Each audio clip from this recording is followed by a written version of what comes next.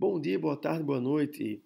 Dando continuidade à nossa sequência de web palestras sobre endocrinologia pediátrica, falaremos hoje sobre baixa estatura na infância.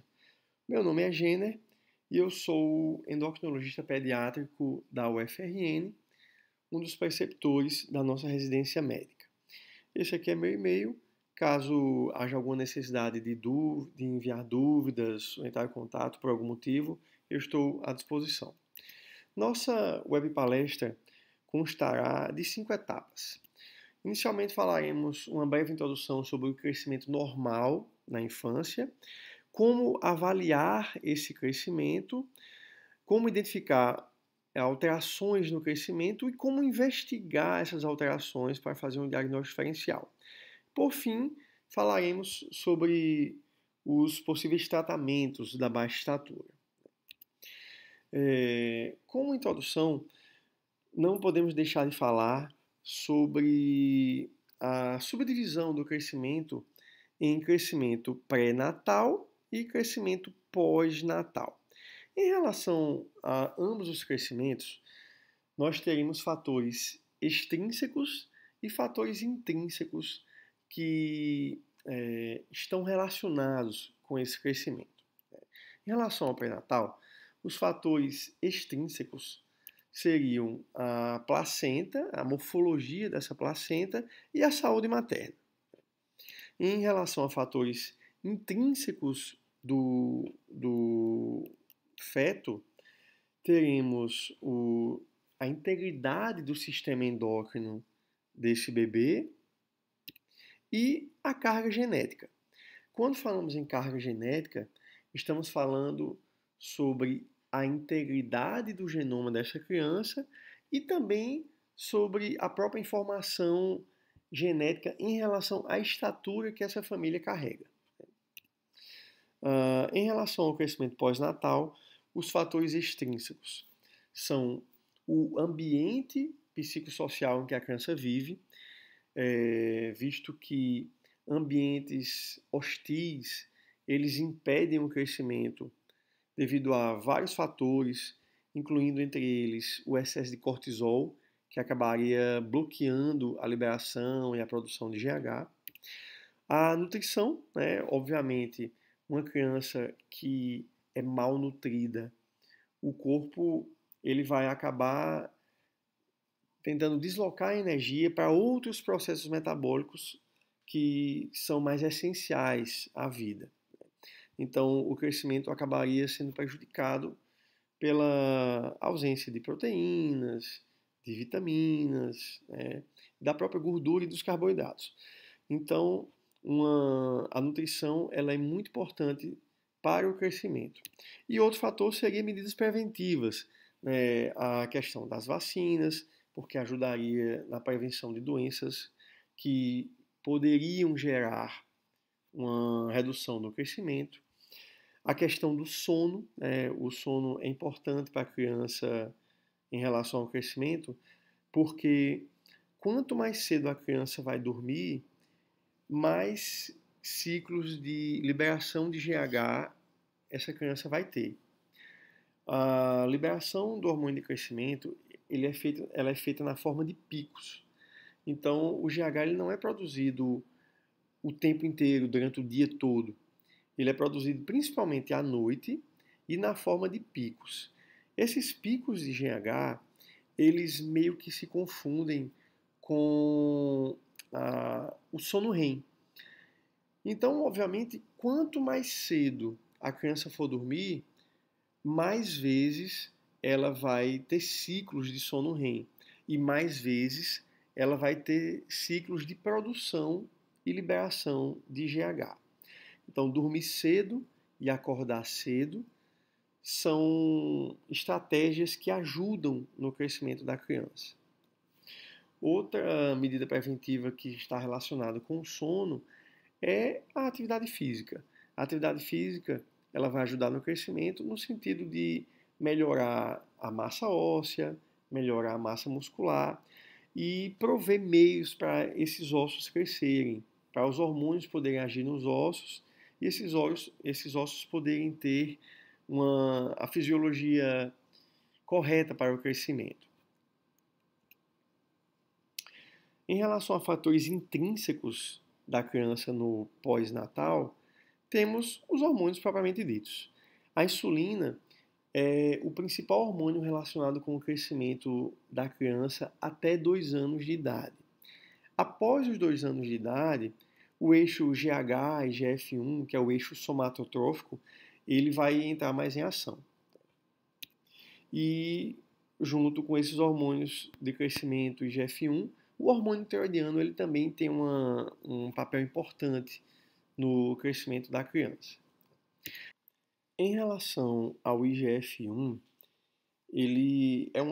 o termo IGF-1 é uma sigla para Insulin-like Growth Factor, tipo 1, que é um fator de crescimento semelhante à insulina. O IGF-1 vai ser produzido no fígado, estimulado pelo GH. Então, o GH vai ser produzido aqui em cima no cérebro pelo hipotálamo.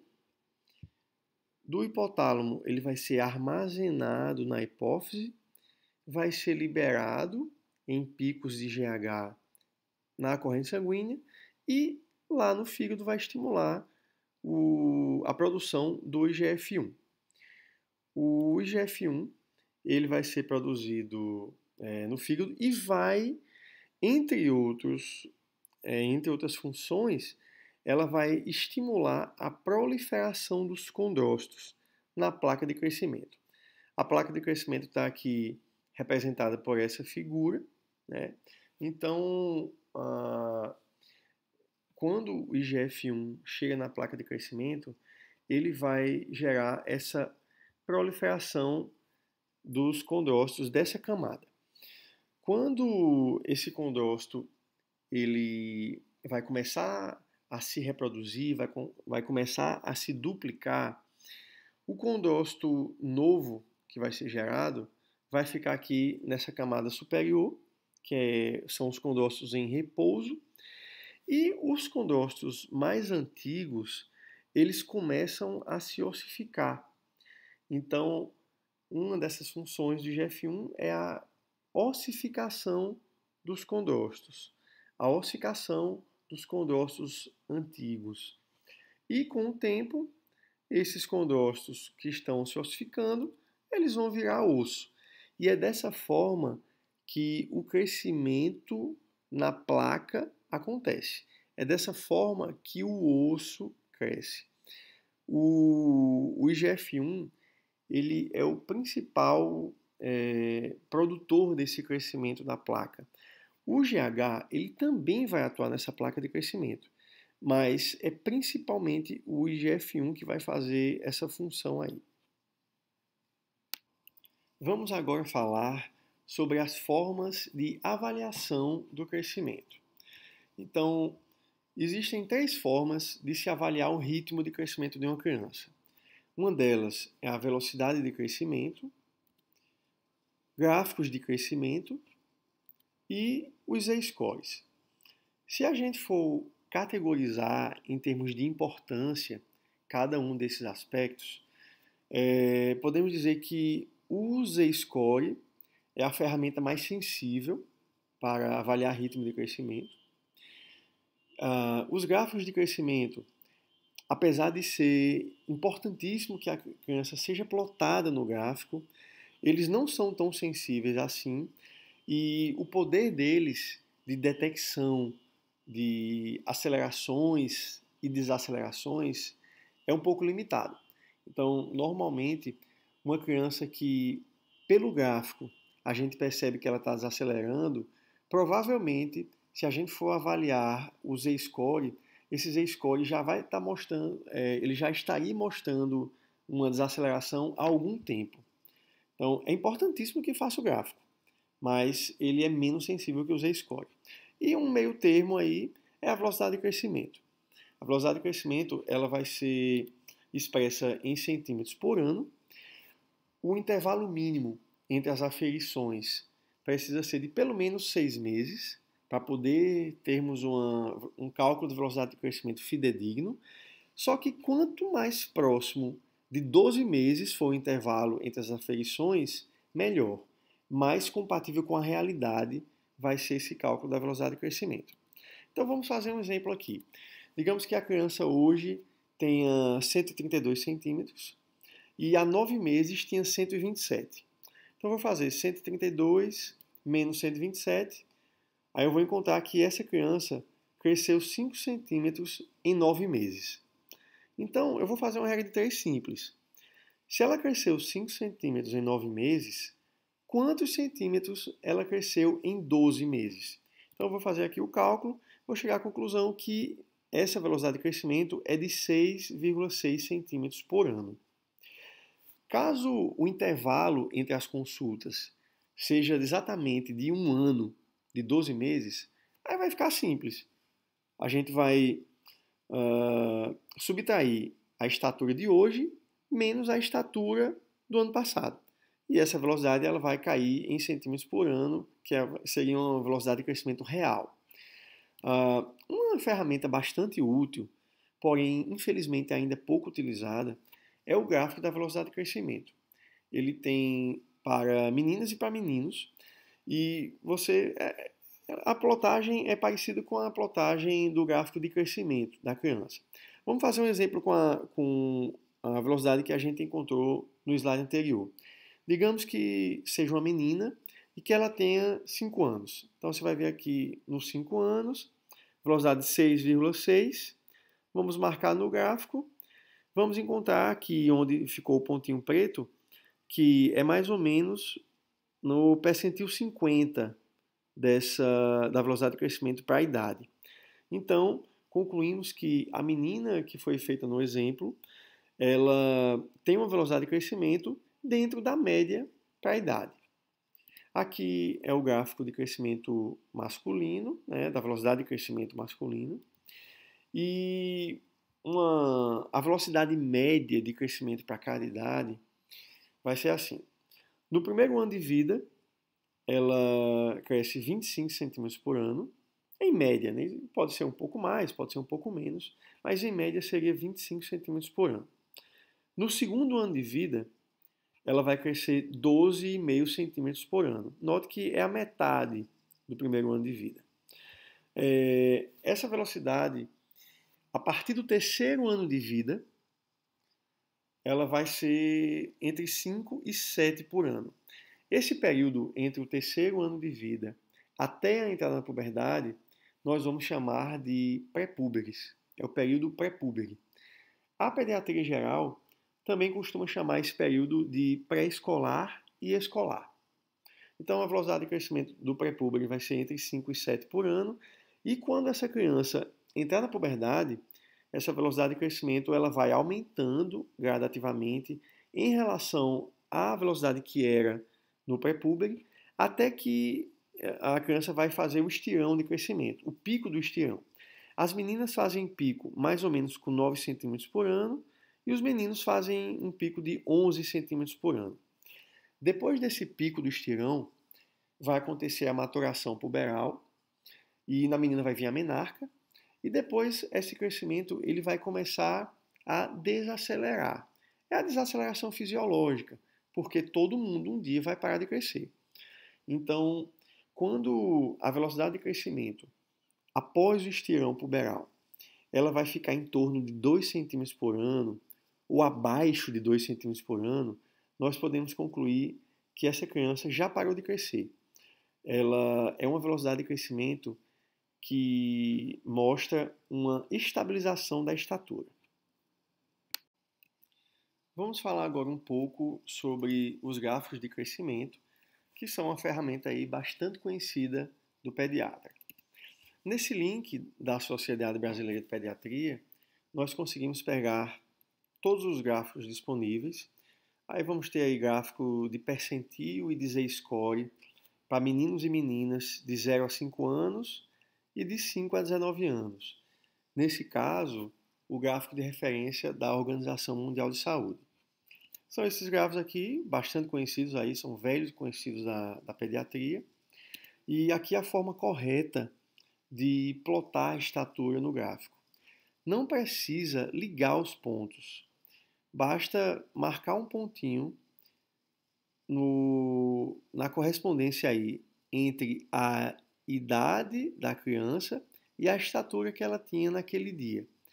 Então, com o passar das consultas, esse gráfico ele vai aqui se formando, essa linha de crescimento vai se formando, mas não precisamos ligar os pontos.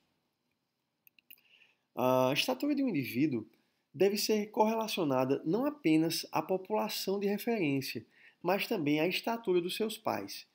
E é baseado nisso que surge o conceito de estatura-alvo e canal familiar. Quando estamos avaliando uma menina, a estatura-alvo vai ser a estatura do pai menos 13, mais a estatura da mãe, dividido por 2. Esse TH vem da sigla em inglês, Target Height. Quando avaliamos o menino, a estatura do pai mais a estatura da mãe mais 13, dividido por 2. Então, esse cálculo da estatura-alvo, ele vai servir para criarmos o canal familiar.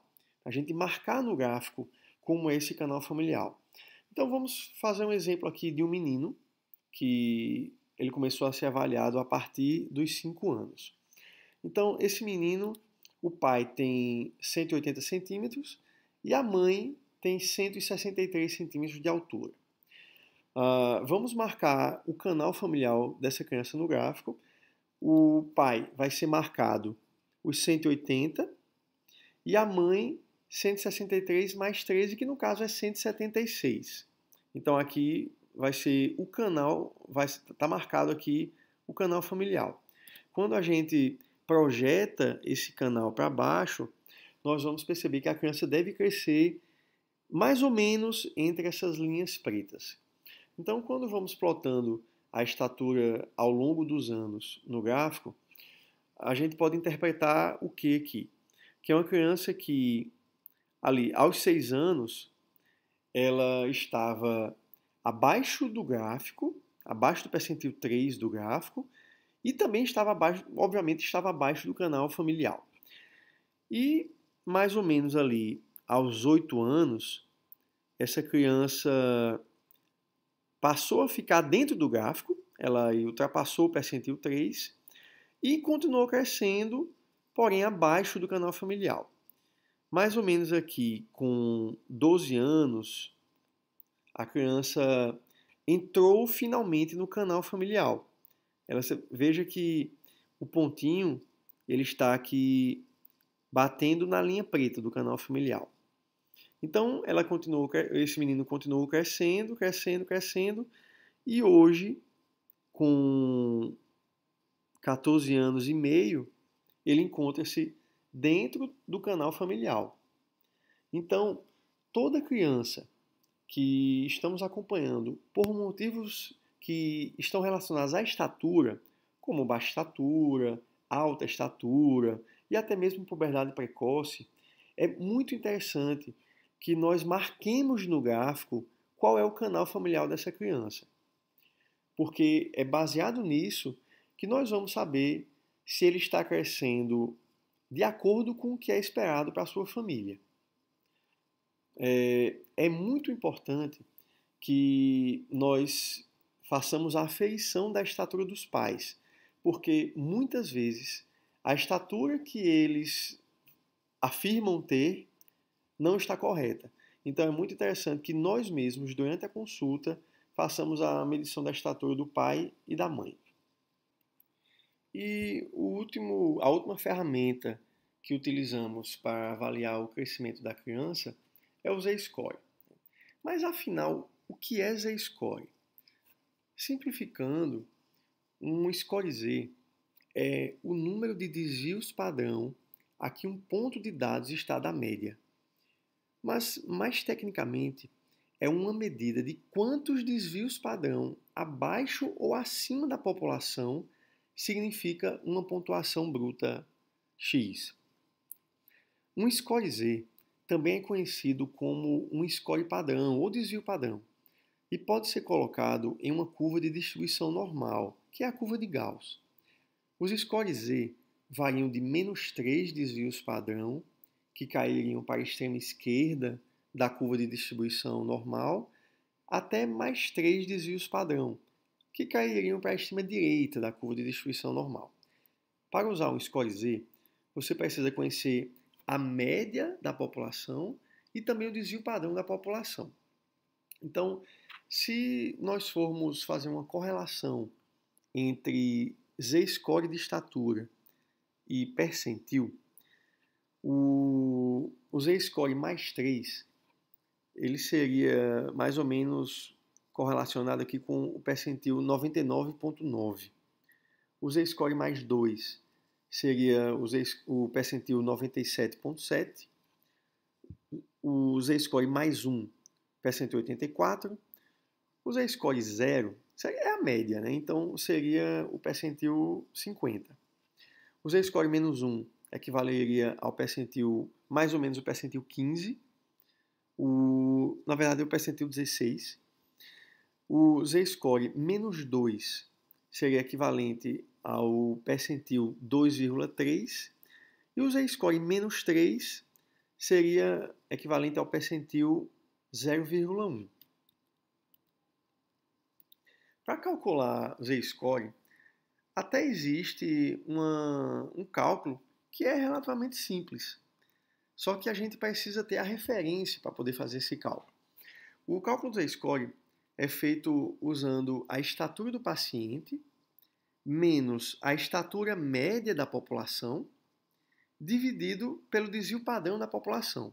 Então, esses dados de estatura média e desvio padrão, eles até são disponibilizados em alguns livros textos, no site da OMS, mas no final acaba sendo um pouco prático usar esses cálculos. É mais fácil e mais prático usarmos alguns aplicativos para celular ou alguns sites. Esse aplicativo aqui, PEDZ, ele funciona muito bem, é um aplicativo alemão e além de Z-score de estatura, peso e IMC, ele faz alguns outros cálculos interessantes na pediatria. Então é um aplicativo que vale a pena baixar para conferir ele. Nas versões anteriores do iOS, esse aplicativo Growth Charts funcionava muito bem no cálculo do Z-score. Mas com as novas versões do iOS, o iOS 11, ele parou de ser atualizado. O desenvolvedor parou de atualizar esse aplicativo. Então, nas versões anteriores ele ainda funciona bem, mas nas versões mais recentes não funciona. Um site de um hospital da Filadélfia também faz esse cálculo de Z-score para criança. Esse cálculo aqui que eu coloquei no link. E, atualmente, a nossa ferramenta de prontuário eletrônico, desenvolvida lá no nosso ambulatório, em parceria com o pessoal do AIS, também faz o cálculo do Z-score para a criança. Apesar de ser um exame, cabe aqui uma menção honrosa à idade óssea, porque ela é uma importante ferramenta para a avaliação do crescimento de uma criança. A idade óssea é obtida através da radiografia de mãos e punhos, e existem vários métodos para se determinar a idade óssea, mas o método mais conhecido, mais fácil, mais prático e mais barato é o método de Grolick-Pyle, que foi publicado em 1950 e revisado em 1959, com a publicação do Atlas Radiográfico do Desenvolvimento Esquelético da Mão e do Punho. Esse atlas vai constar de várias fotos com o desenvolvimento natural de crianças de ambos os sexos em relação aos núcleos do carpo e às falanges da criança. O cálculo da idade óssea ele é feito comparando-se os centros de ossificação visíveis da mão da criança com esses padrões previamente estabelecidos no Atlas. O grau de maturação óssea é definido como o padrão de presença, a relação entre esses núcleos, o tamanho deles e o formato. Então, de acordo com esses dados, a gente vai comparar a radiografia que a criança trouxe com a referência que nós temos no Atlas. E assim determinará a idade óssea. O desenvolvimento corporal de uma criança, ele está muito mais relacionado à idade óssea do que à idade cronológica. Então, nós podemos afirmar que a idade óssea, a radiografia de mãos e punhos, é o principal exame para a avaliação do crescimento de uma criança. Antes de falarmos sobre crescimento alterado, é interessante que conversemos um pouco sobre as variantes do crescimento normal, que são situações que fogem um pouco da média da população, mas que não são consideradas doenças, não são considerados crescimentos patológicos. São elas o retardo constitucional do crescimento e puberdade, conhecido pela sigla RCCP, e o avanço constitucional do crescimento e puberdade, da sigla ACCP. Ambas não têm relação com doença e normalmente existe um fundo familiar, um fundo genético. Normalmente um dos pais apresentou esse mesmo padrão de crescimento que a criança vem apresentando. No RCCP acontece uma certa demora da criança para entrar na puberdade. E essa demora na entrada na puberdade faz com que a puberdade também demore mais para evoluir depois que ela já foi estabelecida. Então, no final das contas, a criança passa mais tempo durante a puberdade, passa mais tempo exposta aos hormônios sexuais. No final das contas, a criança termina dentro da estatura esperada para a família e dentro do gráfico, dentro da estatura esperada para a média da população. Normalmente, é uma criança que todos os amiguinhos dele já entraram na puberdade, já estão passando pelo pico do estirão, enquanto ele ainda está pequenininho. Então, é uma criança onde todo mundo da turminha dele já está um pouco mais alto e ele vai ficando para trás. Normalmente, um dos pais, e principalmente o pai, teve o RCCP também. Normalmente é o genitor do mesmo sexo, ou alguém da família do mesmo sexo.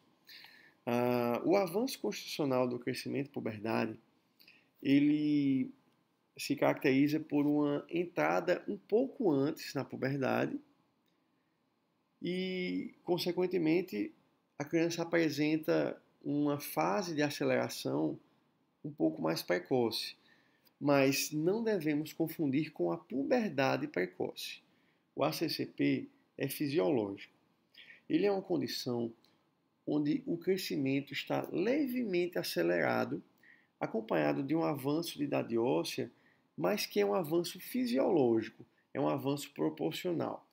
Esse avanço na idade óssea antecipa o início da puberdade, mas não traz nenhuma repercussão na estatura final. Nós podemos ver bem um exemplo disso nesse gráfico que é da autoria de alguns dos autores mais importantes do Brasil. A figura número 1 mostra o padrão de crescimento no ACCP.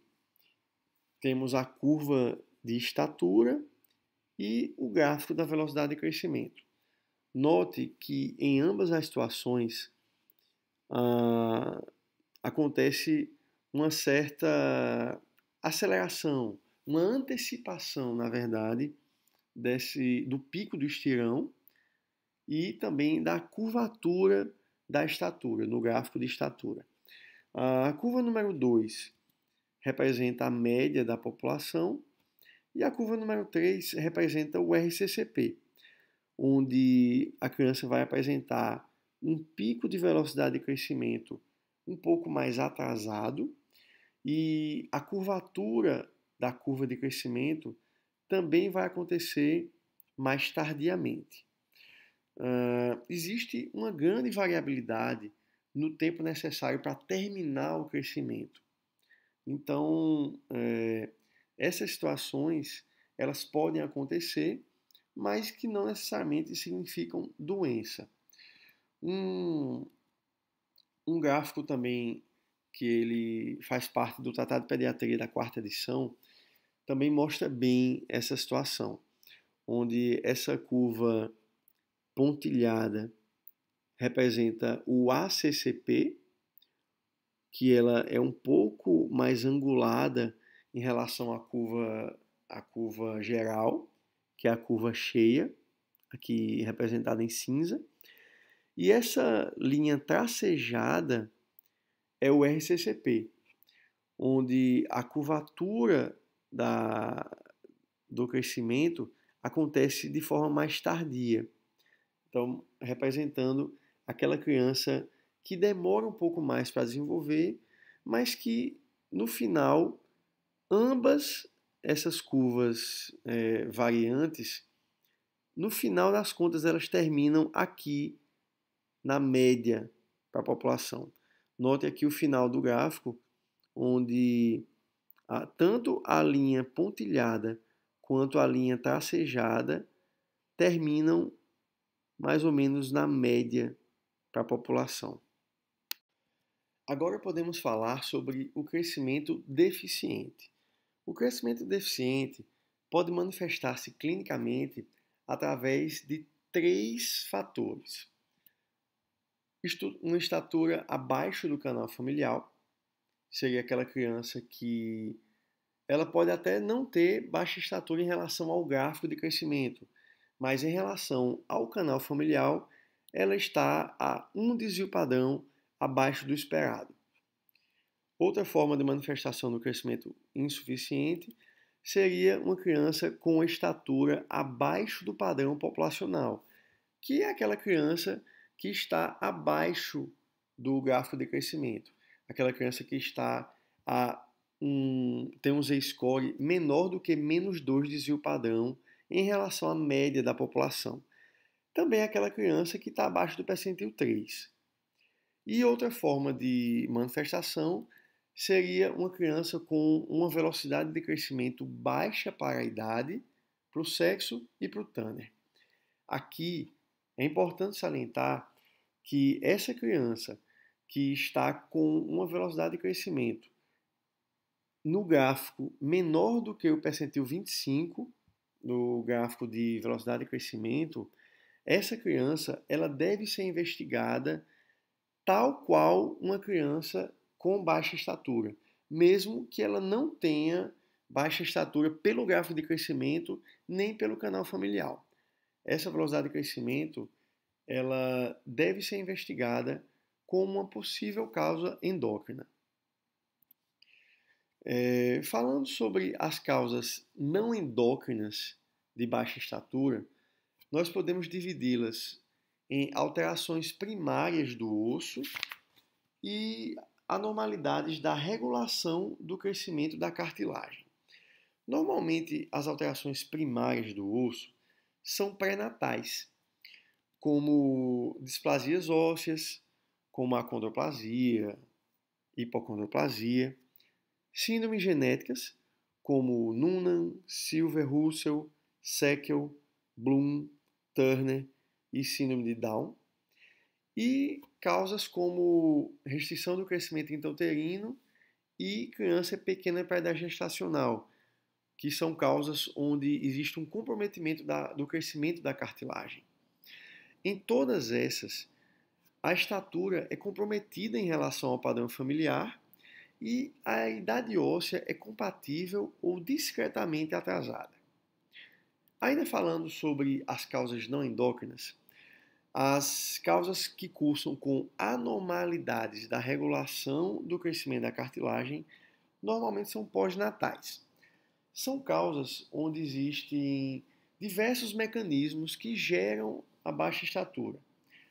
Normalmente é por indução de um estado catabólico, ou diminuição da oferta de nutrientes, ou diminuição da oferta de oxigênio aos tecidos-alvo, ou por acúmulo de produtos tóxicos ou nocivos ao desenvolvimento normal, ou por aumento do gasto calórico com o metabolismo basal e a presença em quantidade inapropriada de hormônios que influenciam o crescimento, que não o GH, que não o hormônio de crescimento. Como eu disse, essas causas são pós-natais. Entre elas temos a desnutrição, onde a criança ela vai deixar de receber os nutrientes que estão relacionados ao crescimento e à própria produção hormonal. Causas respiratórias, a mais óbvia é a asma grave, mas temos que lembrar também da fibrose cística, uma criança que tem um padrão de IVAs de repetição, um padrão de pneumonia de repetição, são crianças que podem ter o crescimento prejudicado. Causas gastrointestinais, como doenças desabsortivas, como a doença celíaca, a doença inflamatória, como a doença de Crohn. A própria enteropatia ambiental pode também atrapalhar o crescimento, no sentido de atrapalhar a absorção dos nutrientes. Causas cardíacas, principalmente as cardiopatias cianóticas, elas vão elevar o gasto calórico com o metabolismo basal da criança e vão diminuir a oferta de oxigênio aos tecidos-alvo. Anemias também vão diminuir a oferta de oxigênio aos tecidos-alvo. Doenças hepáticas, elas vão gerar acúmulo de produtos tóxicos ou nocivos que atrapalhariam o crescimento. A doença renal crônica, onde sabemos que as doenças dos túbulos renais são as que repercutem mais intensamente sobre o crescimento e apenas 15% das crianças com insuficiência renal crônica atingem a estatura final acima do percentil 25. A doença renal leva à desaceleração do crescimento por vários mecanismos, entre eles a acidose, a anorexia, a necessidade de dietas hipoproteicas e, por último, podemos citar alterações psicossociais. Uma criança que vive num ambiente hostil, como uma criança que é abusada constantemente ou que sofre bullying de forma crônica, é uma criança que pode ter seu crescimento prejudicado pelo bloqueio da molécula de GH, pelo excesso de cortisol que é gerado pelo estresse dessa situação.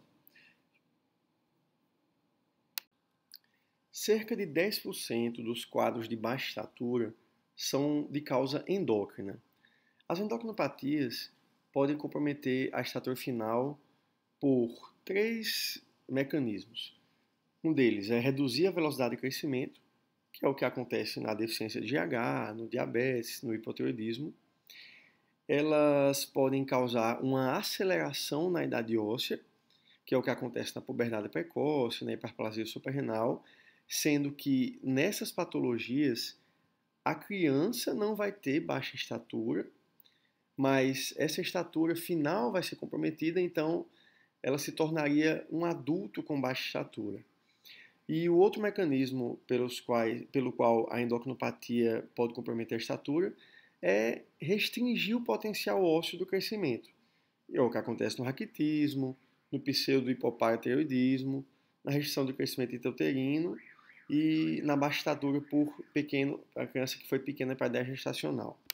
Antes de falarmos especificamente sobre a deficiência de GH, é interessante que conversemos sobre outras formas de baixa estatura. A baixa estatura idiopática, ela constitui um grupo bem heterogêneo. Por definição, a criança que tem baixa estatura idiopática é aquela que tem uma estatura abaixo de menos 2 desvio padrão, ou seja, ela tem um Z-score menor do que menos 2, menos 2,10, menos 2,3, menos 2,9. Essa criança não teve peso baixo ao nascer e nem foi pequena para a idade gestacional. As proporções corporais são normais, ou seja, não é uma baixa estatura desproporcionada, como é o caso da acondroplasia, da hipocondroplasia.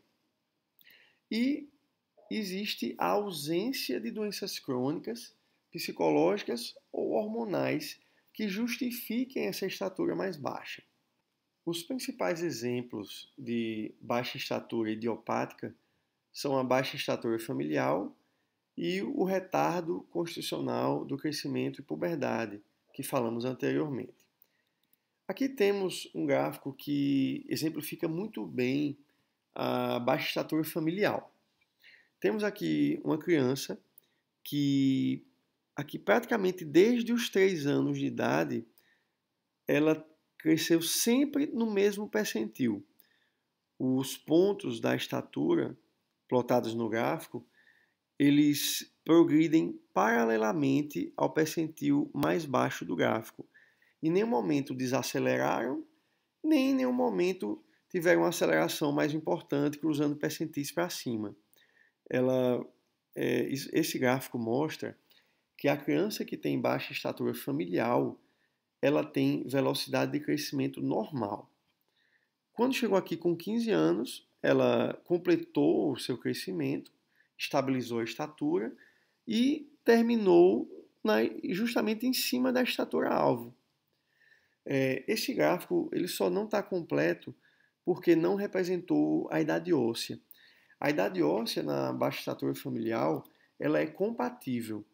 Então, se nós formos representar com um X a idade óssea nesse gráfico, o X ele vai ficar sempre aqui coladinho com o ponto. Ou seja, a criança não tem atraso de idade óssea. A idade óssea ela é compatível, não tem diferença em relação à idade e estatura. O alvo genético, que é baseado na altura dos pais, é abaixo da média da população em geral e a criança apresenta um crescimento dentro do esperado para aquele alvo. E provavelmente um número razoável dessas famílias deve apresentar alterações genéticas que ainda não foram identificadas. Precisamos atentar também para aquelas situações em que o canal familiar é extremamente baixo. Quando o canal familiar é muito baixo, nós temos também que suspeitar que um dos pais ou ambos os pais tiveram deficiência de GH. Então, não seria esperado que aquela criança crescesse dentro do canal. O outro exemplo de baixa estatura idiopática é o RCCP, retardo constitucional do crescimento e puberdade. O RCCP vai se caracterizar por uma criança que tem uma estatura abaixo do canal familiar. Note que o canal familiar é normal, ele não é abaixo, ele não está abaixo do gráfico. O alvo genético dele é um alvo dentro do gráfico, um alvo normal, mas essa criança, desde sempre, ela está abaixo do esperado para a família. A velocidade de crescimento é medíocre, ou seja, não é aquela velocidade fantástica, nem também é uma velocidade péssima. É uma velocidade mais ou menos. Ela fica oscilando ali entre 5 centímetros por ano, 5,5, aí depois cai para 4,9, para 4,5, aí depois sobe de novo para 5,5 e fica oscilando. É normal que no RCCP a criança tenha oscilações de velocidade de crescimento. Normalmente não são oscilações muito amplas, não existe uma amplitude muito grande, de chegar a fazer 7 centímetros por ano, aí depois faz 5, depois faz 4. Normalmente fica oscilando ali entre 5,5, 5, 4,5 centímetros por ano. A idade óssea é atrasada, a criança tem um atraso, e às vezes é um atraso até importante da idade óssea, e ao longo dos anos, quando a gente vai repetindo essa idade óssea, ela meio que vai seguindo um percentil específico dentro do gráfico. O estirão da criança, ele acontece tardiamente, porque como ele vai demorar para entrar na puberdade, também vai demorar para sair da puberdade. Então, a fase de crescimento rápido do estrião puberal vai acontecer de uma forma mais tardia, fazendo aqui essa curva característica no gráfico, diferente da curva natural que o gráfico faz, ele vai fazer essa curva de crescimento mais rápido bem tardiamente. E, finalmente, a estatura final da criança vai terminar dentro do esperado para a família, dentro do canal familiar e, muito provavelmente, praticamente em cima da estatura-alvo. Essas são as características da RCCP. Nem sempre o RCCP é tão óbvio assim. Muitas vezes, nós só vamos chegar à conclusão de que a criança teve um RCCP quando já está nessa fase aqui de estirão puberal. Quando você percebe essa característica de estirão puberal mais tardio, aí fica mais fácil pensar em RCCP. Mas nem sempre, antes dessa fase de crescimento, a hipótese diagnóstica da RCCP vai ser tão óbvia. Retardo do crescimento intrauterino e criança pequena para a idade gestacional, que é o PIG. O critério mais utilizado para definir se uma criança é PIG é a detecção do peso e ou a estatura do nascimento abaixo de -2 desvio padrão para o sexo e para a idade gestacional. A criança que é PIG, ela normalmente faz o catch-up antes dos 2 anos. Catch-up é a recuperação do ritmo de crescimento, é a entrada da criança no gráfico. Existe o catch-up para o gráfico da população geral e o catch-up para o canal familiar. Cerca de 10% das crianças não fazem esse catch-up aos 2 anos. Existem algumas correntes que dizem que se uma criança foi PIG e não fez catch-up até 2 anos, já está indicado GH. Essa é a posição da da Academia Americana de Pediatria. Outra parte do mundo, incluindo o Brasil nesse grupo, espera até 4 anos. Ou seja, nós devemos esperar que até 4 anos de idade, a criança que foi PIG entre no gráfico.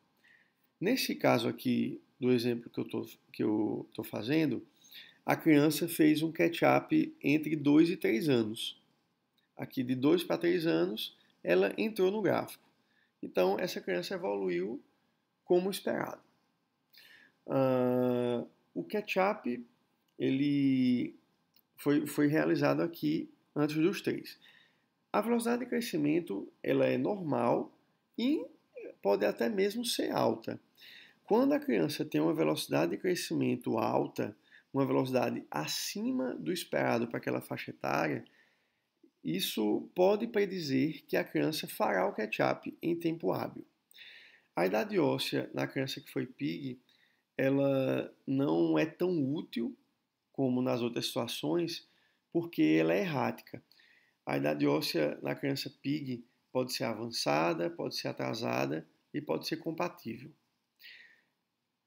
A orientação atual que o Brasil segue é que a criança que não fez o catch-up até os 4 anos de idade, aí sim essa criança teria indicação de GH. Então, nesse exemplo que eu estou fazendo agora, aqui nessa posição aos 4 anos, como a criança não está no gráfico, já teria uma indicação de uma dose suprafisiológica de GH. Quanto mais cedo for iniciado esse hormônio, melhor vai ser a resposta e, consequentemente, melhor vai ser a estatura final. Agora vamos finalmente falar sobre a deficiência de GH. Aí, por curiosidade, eu coloquei aqui a foto de Lionel Messi, com certeza um dos melhores jogadores de futebol da atualidade. Ele, aos 9 anos, foi diagnosticado com deficiência parcial de GH e tinha uma estatura de 127, com o uso da medicação chegou a uma estatura final de 170 centímetros. O gráfico da deficiência de GH vai se comportar da seguinte forma. nós vamos ter uma criança com baixa estatura e essa baixa estatura ela é acompanhada de uma velocidade de crescimento baixa. É uma velocidade que é persistentemente subótima. Não é uma desaceleração com intervalo de uma consulta para outra de 3, 4 meses. É uma desaceleração que se sustenta, que ela permanece acontecendo, como ficou representado nesse gráfico aqui, que a criança praticamente entre 8 e 9 anos e meio não cresceu nada. Vai ter também uma idade óssea atrasada, que no caso do gráfico foi representado aqui como um X. Essa idade óssea ela vai estar com um desvio padrão de -2, né, para você considerar que essa idade óssea é atrasada. A ausência de outras causas de baixa estatura, como hipotireoidismo, desnutrição, doenças crônicas ou síndromes genéticas. Lembrando que das baixas estaturas que são relacionadas ao hormônio, a deficiência de GH não é a principal causa. A principal causa, a causa mais comum, é o hipotireoidismo. Mas nós estamos focando principalmente aqui na deficiência de GH. O IGF-1 vai estar baixo. O IGF-1 ele está relacionado com a pouca produção de GH ou a pouca função do GH. Então ele é um exame que vai ajudar bastante nesse diagnóstico. E por último eu coloquei aqui a resposta inadequada a testes de estímulo. Eu coloquei por último porque é um item polêmico. O teste de estímulo para GH são testes onde você colhe o GH basal, aplica o estímulo e depois vai colher a curva de GH. Então nós colhemos com 45, 60 e 90 minutos após esse estímulo. Esse estímulo pode ser feito com o teste da clonidina, onde a criança toma um comprimido de clonidina, que é um antipertensivo alfa-2 adrenérgico, o teste do glucagon e o teste de tolerância à insulina, que é o ITT. Esses testes são polêmicos, porque assim, primeiro de tudo, nenhum exame é considerado padrão ouro para a deficiência de GH. Os consensos atuais, eles falam que deve haver uma resposta inadequada a 2 testes de estímulo. Porém, algumas crianças com deficiência de GH têm uma clonidina responsiva, enquanto que outras crianças sem deficiência de GH podem ter este teste responsivo. Portanto, o valor dos testes de estímulo para o diagnóstico de deficiência de GH é questionável. Até o próprio valor normal é polêmico. Você vai encontrar valores de 10, valores de 7, valores de 5, dependendo do serviço, dependendo do laboratório, dependendo do método que esse exame é feito. Então, é um exame que, hoje em dia, a Anvisa exige que seja feito para poder liberar o hormônio, mas é um exame que ele ajuda a pensar no diagnóstico, mas ele não prova nada. Ele não é um definidor de conduta. O consenso da Sociedade Norte-Americana de Endocrinologia Pediátrica orienta que o teste terapêutico com GH seja indicado para criança com baixa estatura inexplicada e com testes de estímulo normais, mas que preencham os critérios. A velocidade de crescimento menor que percentil 25, uma idade óssea menor que -2 e o padrão, um IGF-1 baixo. Então, quando nós percebemos essa desaceleração, é essa desaceleração que vai chamar atenção para um diagnóstico diferencial hormonal. Então, é nesse caso que vale a pena investigar a deficiência de GH. Então, nesse momento, é feito o teste terapêutico, quando você percebe essa desaceleração sustentada. Então, quando inicia o GH aqui, nessa estatura que foi marcado, a resposta que esperamos é essa, que a criança retome o percentil anterior de crescimento, ela cruze percentis para cima da estatura e esse crescimento continue acelerado. Essa velocidade de crescimento volte a ficar acelerada. Sendo que a velocidade de crescimento, ou seja, a resposta em velocidade de crescimento do primeiro ano de tratamento, prediz o sucesso do futuro desse tratamento. Em relação às causas para a deficiência de hormônio de crescimento, vamos ter muitas causas, mas a principal é idiopática. Ou seja, não conseguimos encontrar qual o motivo da deficiência de GH. Ele existe, mas a ciência não consegue achar. Outras causas importantes: congênitas, uma deleção do gene do GH, a genesia da hipófise ou uma hipoplasia hipofisária também, uma deficiência do receptor do GH e panhipopituitarismo familiar.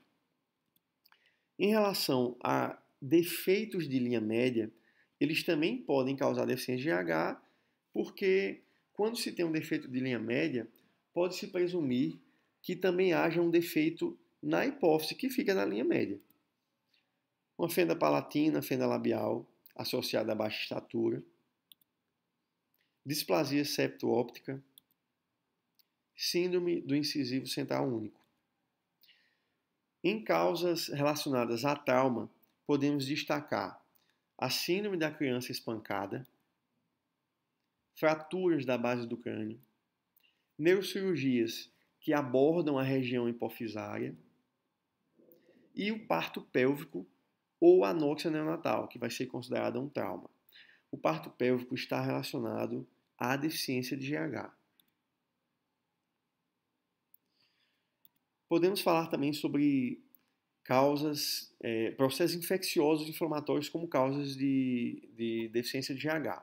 Aí vai ser o grupo das meningoencefalites e a hipofisite autoimune. Então, meningoencefalite parasitária, principalmente por toxoplasmose, a hipofisite autoimune, meningoencefalites virais, como rubéola, citomegalovírus, e a meningite bacteriana. Todas elas, no seu acometimento cerebral, podem comprometer a hipófise, comprometendo assim a secreção de GH. Em relação a alterações vasculares, temos o aneurisma de base craniana, infarto hipofisário e anemia falciforme, que vai, no final das contas, vai causar um infarto hipofisário.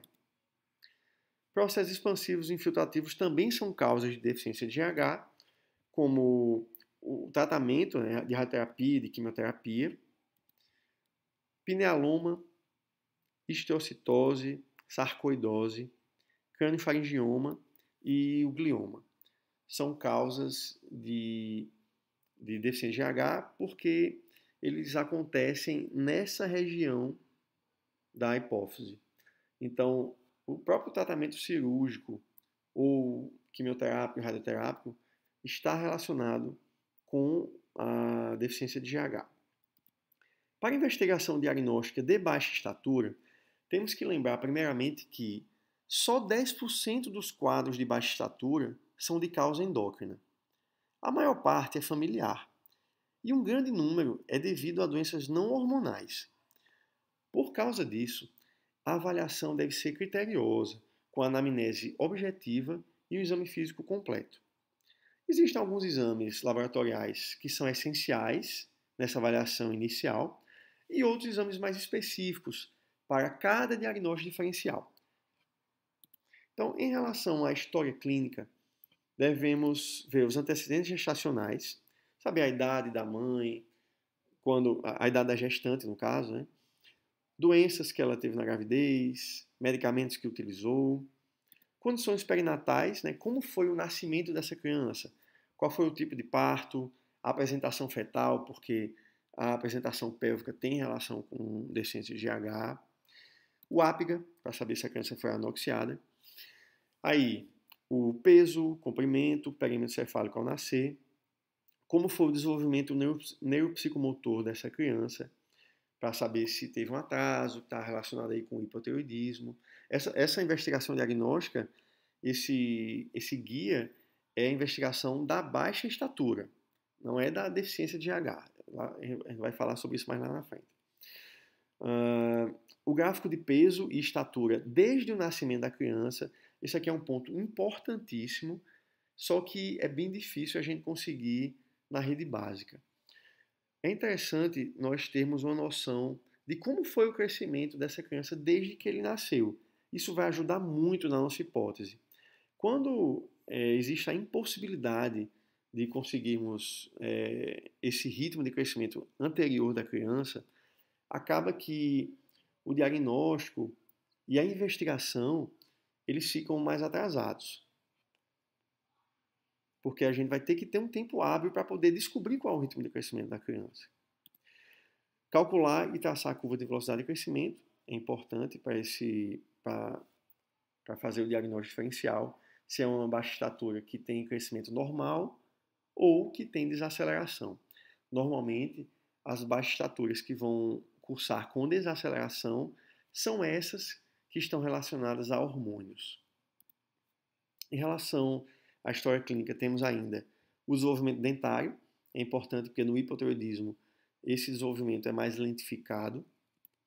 Desenvolvimento puberal, né? Vamos saber a idade de início da puberdade da criança, se essa puberdade avança rápido ou se avança lentamente. Isso no caso se a criança já estiver na puberdade, claro. Antecedentes neurológicos, infecciosos e cirúrgicos. Estatura dos pais e irmãos. Nesse ponto é muito importante que nós possamos medir a estatura dos pais e não simplesmente confiar na estatura que eles acham que tem. Muitas vezes é muito comum, quando vai medir os pais, eles dizem, eu achava que eu tinha 2 centímetros a mais, viu? Então, é interessante que a gente, dentro da consulta, já faça essa medição. É interessante saber a estatura dos irmãos, né? E a puberdade dos pais e irmãos. Com que idade começou a puberdade? Se essa puberdade foi lenta, porque pode ter aí um padrão de RCCP. Normalmente, uma criança com RCCP, um dos pais ou alguém da família teve a história da RCCP. Então, é um dado importante aí para coletarmos na triagem. Presença de consanguinidade entre os pais. Em relação a exame físico, vamos ver a estatura e o peso da criança, fazer a medição do segmento inferior e calcular a relação superior-inferior. E juntamente com a envergadura, são dados que vão mostrar para a gente se essa baixa estatura é proporcionada ou desproporcionada. A baixa estatura desproporcionada, que eu não abordei muito nessa aula, é a baixa estatura que está relacionada com displasias esqueléticas, acondroplasia, hipocondroplasia. Aí vamos fazer um exame clínico pediátrico completo, incluindo o exame da genitália, o estadiamento puberal, que é o estadiamento de Tanner, medir o volume testicular dos meninos e ver o tamanho peniano. Tudo isso vai ajudar porque uma criança, por exemplo, que tem idade para estar na puberdade, mas não entrou ainda na puberdade, isso aí vai chamar atenção para um possível panhipoclitarismo ou até para uma RCCP. Então, todos esses passos do exame físico são importantes e não devem ser esquecidos. Em relação a exames laboratoriais, o primeiro de todos, o mais importante, é a radiografia de mãos e punhos. A idade óssea vai mostrar para a gente se essa baixa estatura tem alguma relação com hormônio ou não. Via de regra, as baixas estaturas hormonais vão apresentar uma idade óssea com atraso bem significativo.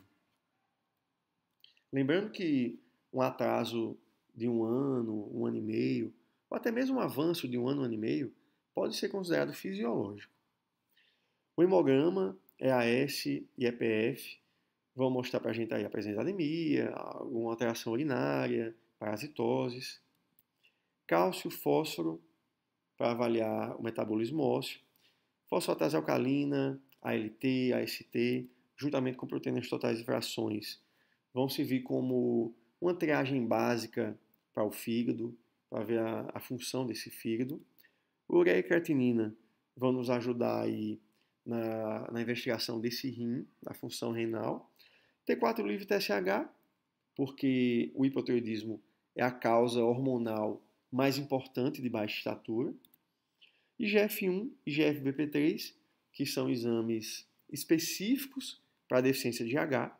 Lembrando que o IGF-1 ele é estimulado no fígado pelo GH e ele que vai fazer a proliferação dos condrócitos para o osso crescer.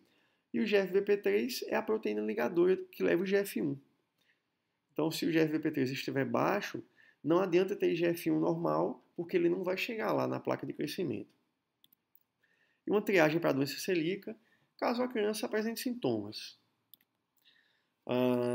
Falando agora sobre exames mais específicos, são exames específicos para a investigação, para várias hipóteses diagnósticas, não só para deficiência de GH. Então, uma ressonância de célula túrcica, ela vai ajudar na suspeita de deficiência de GH. Vai mostrar como é que está essa hipófise, se ela está íntegra, se ela está no tamanho normal, se tem a haste seccionada, se tem a presença de algum processo expansivo, de algum processo inflamatório nessa hipófise.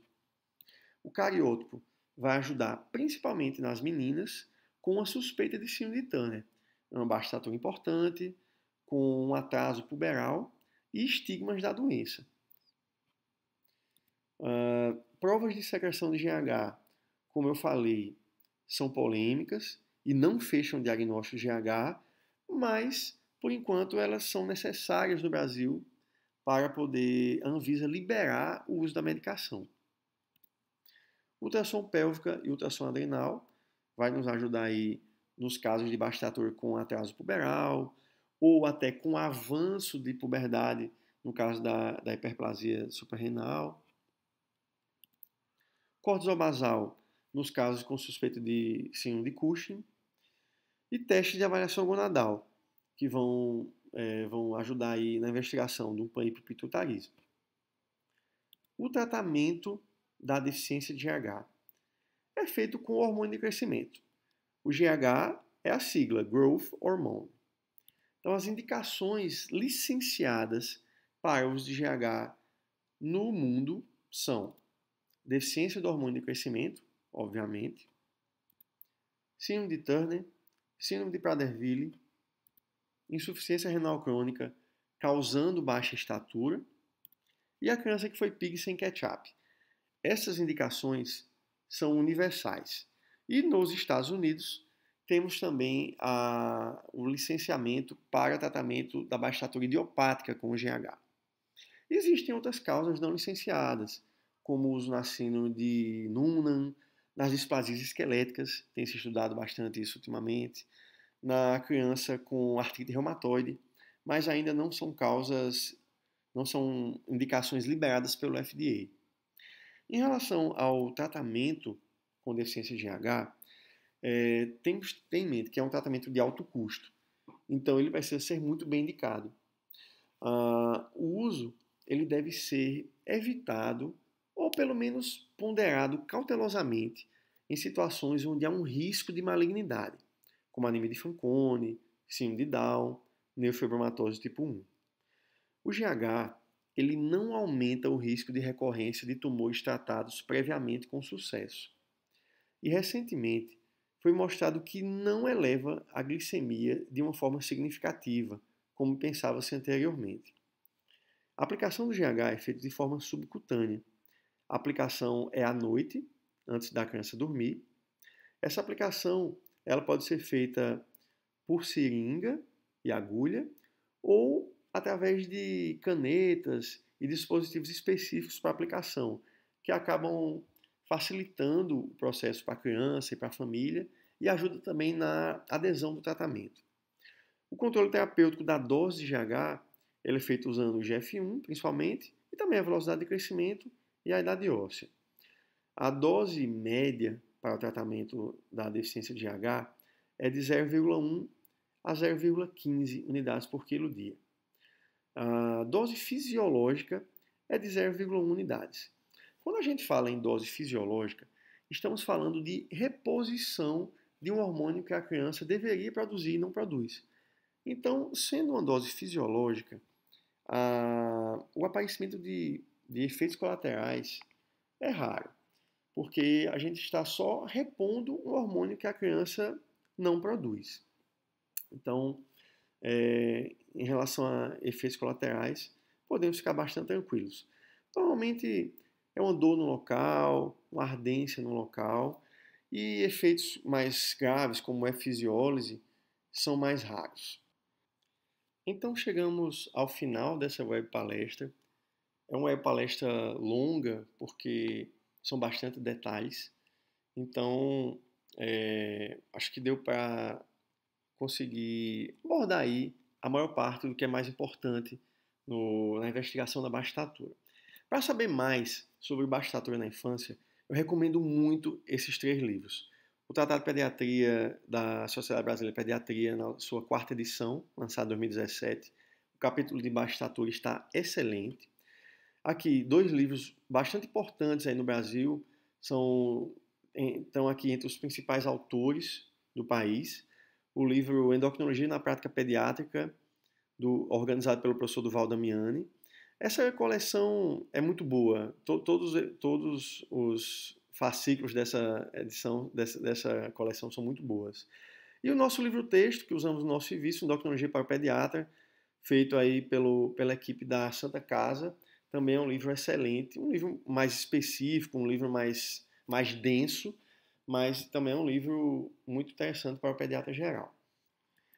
E se você chegou até aqui e essa web palestra ele foi útil de alguma forma, eu peço para você deixar o seu like no vídeo, porque isso vai ajudar a divulgar para mais pessoas esse conhecimento. Também que compartilhe o vídeo com seus amigos e se inscreva no canal do Telesaúde RN, para apoiar essa iniciativa de levar conhecimento para além das cadeiras da universidade. Muito obrigado por assistir e até o próximo vídeo. Paz!